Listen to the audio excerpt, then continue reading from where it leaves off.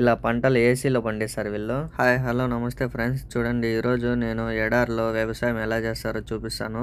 ఇవి చూడండి పైపులు ఎక్కడ ఎడకు అక్కడే ఉంటాయి.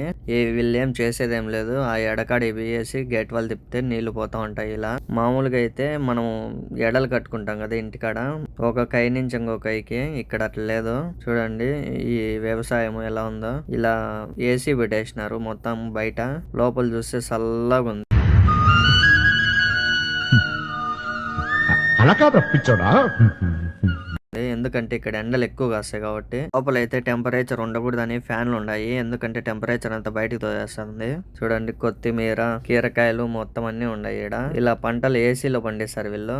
ఇది కొత్తిమీర ఎలా ఉందో చెప్పేసేయండి. మామూలుగా అయితే కొంతమంది ఎండకు కూడా పండిస్తారు, కొంతమంది ఏసీ కూడా పెడతారు, బాగుంటదని. కొత్తిమీర ఎలాగుందో చూడండి. What is your problem? Sir వారం రోజుల నుంచి మనసంతా బాధగా ఉంది సార్. బాదం పాలు తాగు, తగ్గిపోతుంది. ఇలా ఉంది కొత్తిమీర. కొత్తిమీర ఒక రో వేసినారు, అంటే ఒక లైన్. ఇవి కీరకాయలు, ఇవి ఒక లైన్ వేసినారు వీళ్ళు.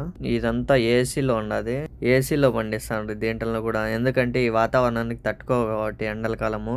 అందుకు మొత్తం అంతా వీళ్ళు ఈ బుడ్డ మిరకాయలు పెద్దగా ఉంటాయి కదా, ఓ పచ్చికారం ముద్ద, ఓ ఎండుకారం ముద్ద, ఓ గాజు పెంకుల ముద్ద, మూడింటిని మిక్స్ చేసి ఇది వాడండి. అది ఏదో పేరు అంటారు, దాని పేరు నాకు తెలియదు, మీకు తెలిసి ఉంటే కామెంట్ చేయండి. బుడ్డ మిరకాయలు దుబ్బగా ఉంటాయి కదా పెద్దయ్యి, అయ్యి. ఇక్కడ 5 రకాలు 6 రకాలు వేసినారు వీళ్ళు. టమోటా, పచ్చిమిరకాయ, ఈ దుబ్బ మిరకాయలు, ఇంకా కీరకాయలు, కొత్తిమీర, అట్లా ఒక 5-6 రకాలు వేసినారు అంతే. చూడండి ఏసీ ఇది, మామూలుగా కూలర్ ఉంటాం లేదా, కూలర్ అది నీళ్లు తడుపుతా ఉంటారు. బయట చూపించినాను కదా ఆల్రెడీ మీకు, ట్యాంకులు ఉన్నాయి. అలా ట్యాంకులతో కూలర్ గాలి వచ్చి ఇదంతా చల్లబడుతుంది.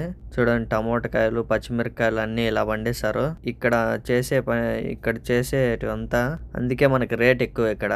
అదే విధంగా ఇక్కడ మా మేడం వచ్చింది కదా, మా మేడం వచ్చిన ఈ గెస్ట్ హౌస్ దగ్గర ఇలా ఖర్జూరపు చెట్లు ఉన్నాయి. ఇట్లా ఖర్జూరపు చెట్లకి ఇట్లా ఎందుకు కట్టినారంటే, అవి మాగి పడిపోతాయి కదా, అవి కింద పడిపోకుండా దాంట్లోనే ఉండే. ఒకటి ఏంటంటే పక్షులు పడి తినకుండా ఇవి అట్లా కట్టి పెడితే బాగుంటాయి, నీట్ గా ఉంటది. ఈ వీడియో మీకు నచ్చినట్టయితే లైక్ చేసి సబ్స్క్రైబ్.